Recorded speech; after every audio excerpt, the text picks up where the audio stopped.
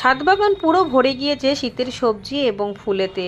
শীতের সময় অনেক অপশান থাকে, অনেক রকম সবজি চাষ আমরা করতে পারি। তার সাথে বিভিন্ন ধরনের বিভিন্ন রকমের রং বেরঙের ফুল গাছ আমরা কিন্তু ছাদ বাগানে করি। অন্যান্য বছরের তুলনায় এবছরে শীতের অনেক রকমের নতুন সবজি আমি ছাদ বাগানে করেছি। আর সেই সবজিগুলো কিন্তু প্রথমবার করলেও খুব সুন্দরভাবে হচ্ছে। আমি প্রথমে ভাবতে পারিনি যে এত সুন্দর চারাগুলো তৈরি হয়ে যাবে। যখন সম্পূর্ণভাবে বড় হবে সবই আপনাদেরকে শেয়ার করব। শীতের বাগানে জলটা যেহেতু কম লাগে তাই গাছ সহজেই করা যায়, কিন্তু যারা জলের মাপটা বুঝতে পারছেন না, জল কম বেশি হয়ে যাচ্ছে, গাছ নষ্ট হয়ে যাচ্ছে, গোড়া পচে যাচ্ছে, সেক্ষেত্রে আপনারা ঝাঁঝরি দিয়ে জল দিলে আমার মনে হয় বেশি সুবিধা হবে।